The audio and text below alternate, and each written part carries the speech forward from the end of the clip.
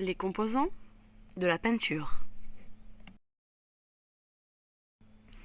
Ce tuto va vous permettre de comprendre de quoi est composée la peinture pour vous accompagner dans vos différentes tâches. Un peu d'histoire pour commencer.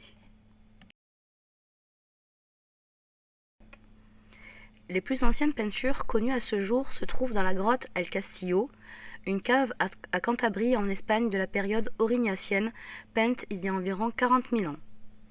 Arrivent ensuite les peintures de la grotte Chauvet et de Lascaux en France, et elles ont, d'après la plupart des préhistoriens, environ 31 000 ans. Ces peintures sont gravées et peintes avec de l'ocre rouge et des colorants noirs, comme le dioxyde de manganèse et le charbon. La Renaissance est souvent considérée comme l'âge d'or de la peinture, s'étendant du XIIIe au XVIIe siècle. Les peintres de cette période ont porté la peinture à son plus haut niveau par l'utilisation de la perspective, l'étude de l'anatomie humaine et la proportion, et également par une amélioration sans précédent des techniques picturales comme par exemple le plafond de la chapelle Sixtine en Italie. La fresque est une technique particulière de peinture murale dont la réalisation s'opère sur un enduit appelé intonaco, avant qu'il ne soit sec.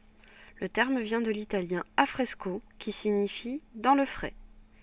Le fait de peindre sur un enduit qui n'a pas encore séché permet au pigment de pénétrer dans la masse et donc aux couleurs de durer plus longtemps qu'une simple peinture en surface sur un substrat. Son exécution nécessite une grande habileté et se fait très rapidement entre la pose de l'enduit et son séchage complet. Les fresques d'Akrotiri sont les plus anciennes peintures murales connues d'Europe. Ces fresques sont visibles aujourd'hui au Musée national d'Athènes et non sur place à Akrotiri. La fonction de la peinture.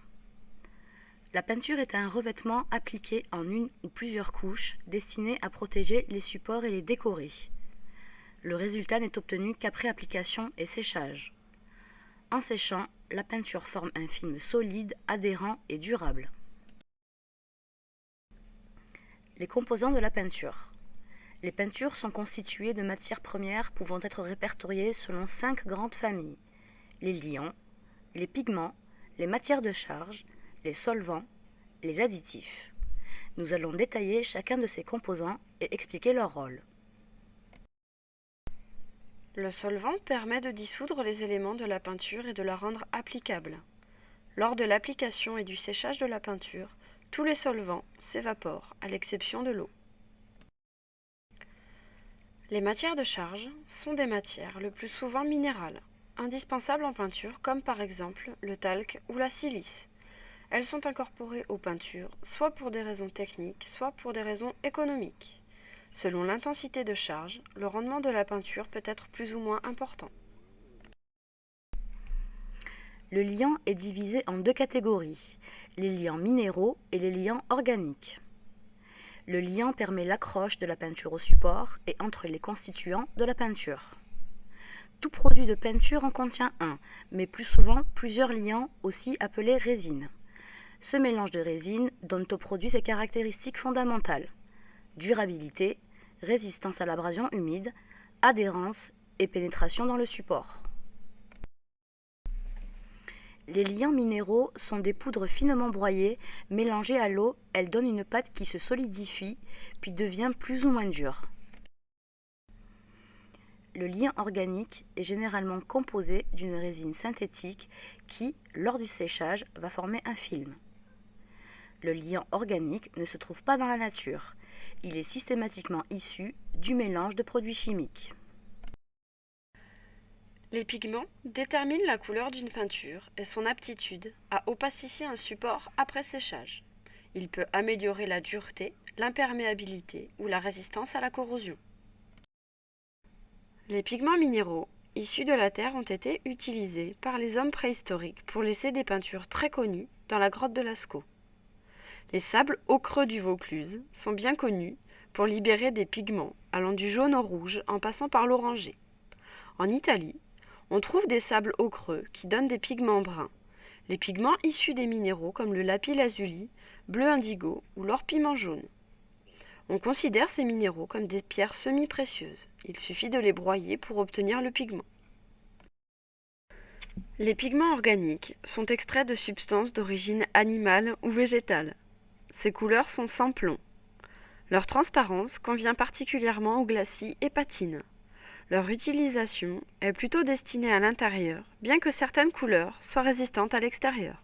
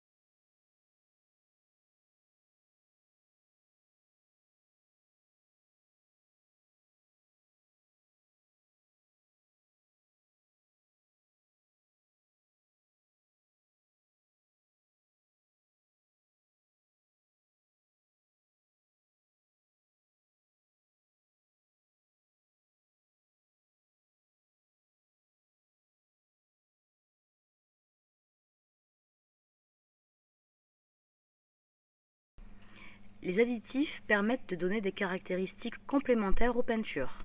Les plus connus sont les fongicides, épaississants, ignifuges, etc. Nous allons détailler les différents types de peinture. La peinture à l'eau est composée de 3 peintures, la peinture acrylique, la vinylique et l'alkyd. Les peintures à eau sont des phases aqueuses. Le solvant de ces peintures est principalement de l'eau, contrairement aux peintures à l'huile. La peinture acrylique est une peinture à l'eau dont le liant est une résine acrylique. Cette peinture est peu odorante, donc moins toxique. Elle sèche rapidement et se nettoie à l'eau. Mais cette peinture se mélange difficilement et laisse assez de traces lors de son application, ce qui nécessite plusieurs couches. Du point de vue environnemental, nous n'avons que 50 ans de recul, ce qui ne nous permet pas de la définir comme une peinture écologique. La peinture alkyd est une peinture à eau de dernière génération, idéale pour faire de belles laques. Elle est composée de résine alkyd en solution dans de l'eau. Cette peinture est peu odorante, donc moins toxique. Elle sèche rapidement en surface et tous les outils se nettoient à l'eau.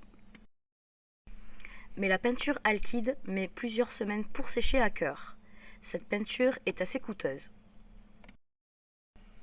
La peinture vinylique est une peinture parfaite pour réaliser ses propres peintures décoratives et ses peintures à effet. Cette peinture nécessite après application un vernis de protection. Son liant est une résine vinylique. Elle s'applique aussi bien en intérieur qu'en extérieur. Elle ne dégage pas beaucoup d'odeur, sèche rapidement en surface et tous les outils se nettoient à l'eau. Mais la peinture vinylique ne tient pas très bien. Les murs blancs vont jaunir au fil du temps. Elle nécessite un certain nombre de couches pour obtenir un bon résultat final. La peinture à l'huile se compose en 3 catégories.